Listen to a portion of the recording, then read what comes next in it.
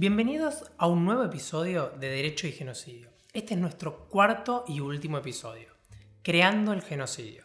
Vamos a ver cómo funciona jurídicamente el armado de un nuevo concepto, de un nuevo tipo penal. Acompáñenme. El concepto de genocidio es un concepto moderno.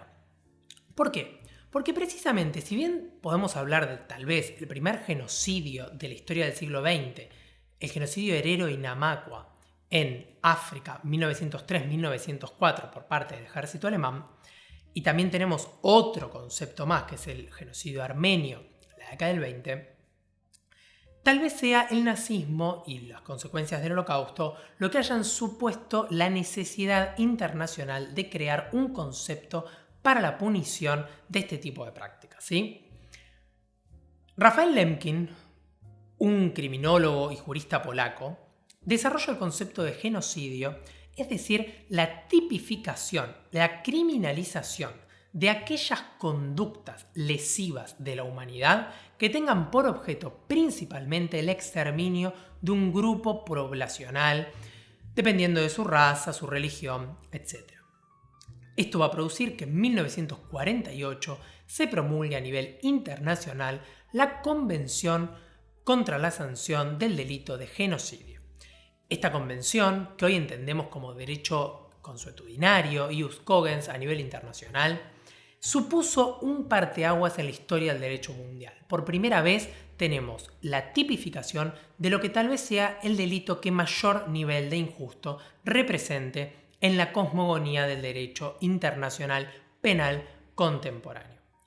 Gregory Stanton, miembro del Departamento de Estado de los Estados Unidos, desarrolla, a pedido del gobierno estadounidense, lo que se llama los 8 estadios del genocidio, un estudio donde pormenorizadamente comprende cuáles son las tipologías de acciones llevadas a cabo para el exterminio masivo de un grupo poblacional. El primero es la clasificación de ese segmento poblacional, seguido de la simbolización y la deshumanización. Por ejemplo, para citar otro genocidio, el genocidio ruandés tiene la caracterización de los oponentes como cucarachas. Quien mata una cucaracha no está matando a una persona. Tenemos la simbolización y la deshumanización en sentido pleno y concreto para visibilizar. Luego tenemos la organización del armado. Necesitamos un grupo establecido que lleve adelante las acciones criminales. La polarización poblacional que permite la creación, como vimos anteriormente, de una grieta que divida la heterogeneidad de la homogeneidad poblacional generando normalidad y anormalidad en términos Foucaultianos para generar la preparación propiamente dicha del genocidio, es decir, el alistamiento de las condiciones necesarias de factibilidad para el desarrollo de la matanza y, en séptimo lugar, el exterminio propiamente dicho, el asesinato masivo de personas de un grupo poblacional determinado que se corona con tal vez uno de los elementos más importantes y más destacados, que es la negación. La negación forma parte de la estructura de creación del genocidio. Imagínense, el derecho penal contemporáneo necesita una nueva teoría para poder juzgar este tipo de conductas. ¿Por qué? Porque generalmente el derecho penal asocia la punición al elemento subjetivo. La persona que desarrolla la tarea criminal, que desarrolla la conducta tipificada en el Código Penal, es quien directamente responde por el dominio del hecho y responde por la nocividad de las acciones provocadas, ¿sí? Ahora bien, esa puesta en riesgo del bien jurídico, este bien jurídico tan valioso que es el bien jurídico vida, va a necesitar un nuevo formato del derecho penal internacional. Y acá tenemos una herramienta que nos sirve para el juzgamiento y que se ha utilizado en nuestro país, en la Argentina, para juzgar el proceso dictatorial de 1976 a 1983, que es el aparato criminal organizado. Es decir, no interesa si Hitler enarboló un arma y mató una persona o 100. Lo importante es que hay un aparato criminal organizado. Tenemos, por un lado, el aparato, por otro lado, la criminalidad de los actos y por otro y último, tenemos una organización de carácter jerárquico con decisiones que encierran el concepto de la obediencia debida.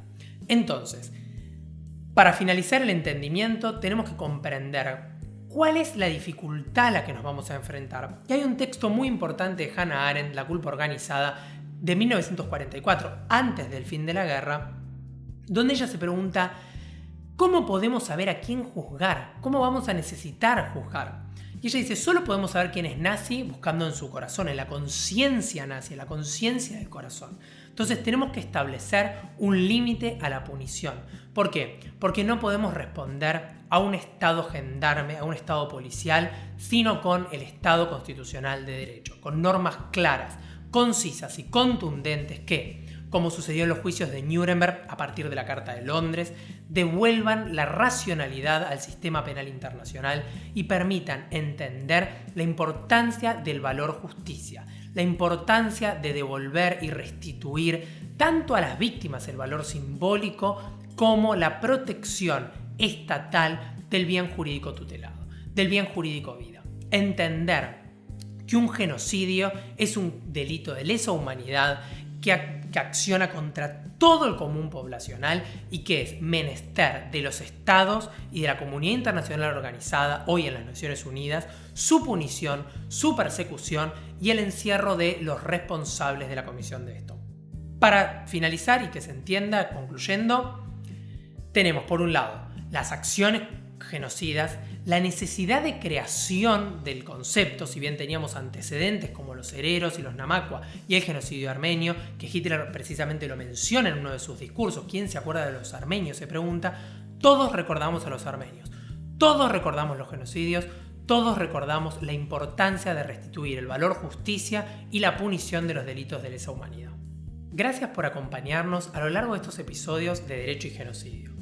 La idea es, en un poco tiempo, explicar conceptos muy difíciles y entender la convergencia de múltiples factores que determinan el surgimiento del totalitarismo, sus consecuencias, su lesividad y la necesidad de punición, de establecimiento de una política de Estado de Derecho que permita democráticamente salir adelante y comprender la magnitud de los delitos de lesa humanidad.